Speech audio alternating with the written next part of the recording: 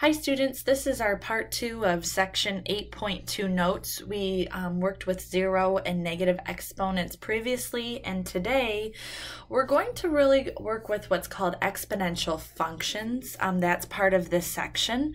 So what are exponential functions? They are graphs, and they help model situations. They model situations that are in the form of y equals a times b to the x power, where x is a real number. So real number, any number. And it says to graph exponential functions, you need to make a table using integer values for x. So choosing values for x to plug into the function to solve for y.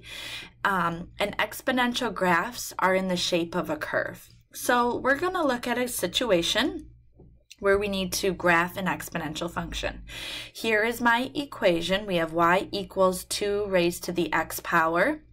Notice I put in values for x. We have -2, -1, 0, 1, 2, and 3.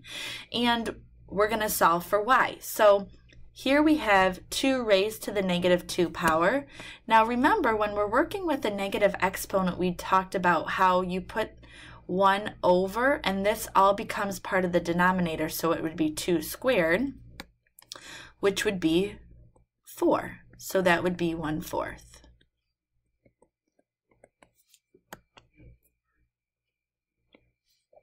The second one, we would have 2 raised to the -1. So what does that look like? 1 over 2 to the first. Because 2 to the first becomes a positive exponent. So 2 to the first gives me 2. So that would be 1/2. The next one, we have 2 raised to the 0. We talked about in class about when you have an exponent of 0, your answer is always 1. So that's going to be just 1. The next one, that's going to be 2 to the first, just becomes 2. Here we have 2 squared, which becomes 4. Here we have 2 to the third, and that becomes 8. So now we're going to graph these points. So if we're at -2, that's at 1/4. It's going to be very close. It's not going to be exact, but it's going to be pretty close to the line. Then we have -1 and 1/2, so we go -1 and that half. Next we have 0 and 1. We have 1 and 2. We have 2 and 4. And we have 3 and 8. 1, 2, 3, 4, 5, 6, 7, 8. And we connect those points, and this is what your exponential function graph looks like. So you're going to be practicing some of that in class. The last kind of question you're going to see working with exponential functions are word situations. So in this particular situation, it says a professional basketball player's first year in the NBA was 1998. Suppose it was estimated that from 1998 to 2010, his average points per game could be modeled by P equals 18.5 times 1.038 raised to the T power. T is representing the time, the number of years, and T, when T equals 0, that represents the year 2000. So we're going to look at our equation given to us, our exponential function given to us, and we are going to estimate the average number of points based on the years. That's going to be T.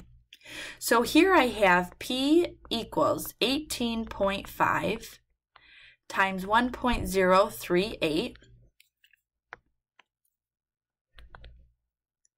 raised to the T power. So time here, if 2000 is representing the year zeros, this is saying 1998, so that's 2 years before 2000. So my exponent here is actually going to be -2.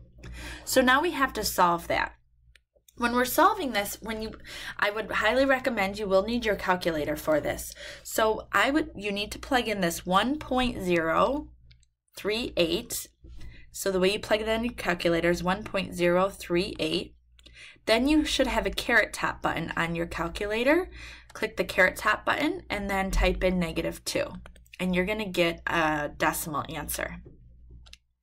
of about approximately 0.928. Take that whole decimal there that you get and multiply that now by 18.5, and you're going to get an answer of approximately 17.17 points in the year 1998, and that will be my answer.